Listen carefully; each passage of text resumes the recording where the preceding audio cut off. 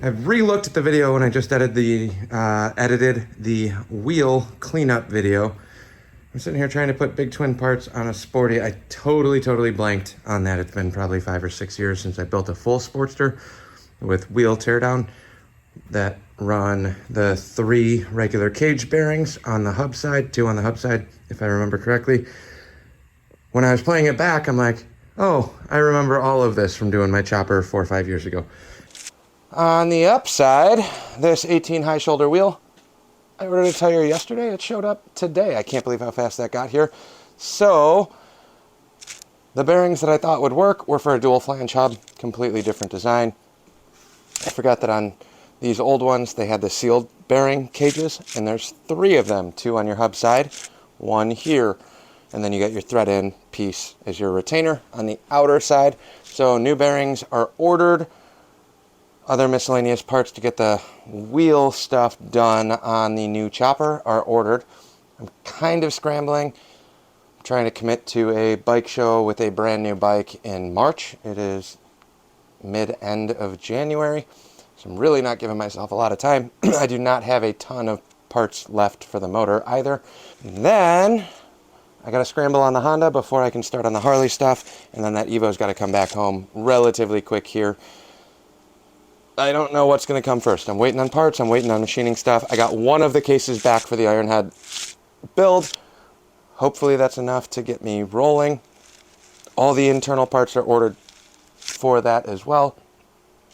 It's just a matter of when things show up, when I get parts back, and then full sprint. As of right now, the fire bike is on hold, not the motor, but the actual bike itself, because odds are this motor, the new motor I've been building, is going to go right into this chopper frame, get that done and ready to go. Runner, rider. This chopper's sitting here, got another batch of parts coming. I got 1/2 of my cases back. The rest of the chopper parts are sitting here, still looking at the rest of those. And I'll run you upstairs real quick. Here is the complete drum and 16-inch rear wheel off of this Arlen Ness frame. Don't mind the tweaker welds down at the bottom corner there. Actually, let's look how close we can get. This is terrible. Don't run this if you buy a chopper frame like this and say, I want a cool chopper. I wouldn't feel safe on this. I bought this bike for the next section. Everything else was a bonus.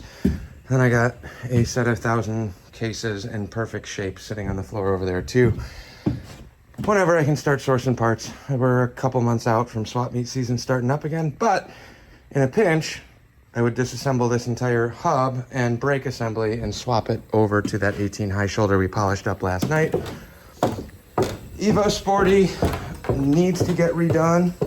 This is gonna come back to my house into the garage in the next week or so, hopefully. So here's kind of where we're at. I made a big old mess in the shop, lots to clean up. Thanks for watching. We'll catch you guys on the next one. Hit that like, comment, or subscribe button. Let me know what you think. Follow along with all of the chaos of stupid projects that you take on that you don't really need to be working on. We'll catch you guys later.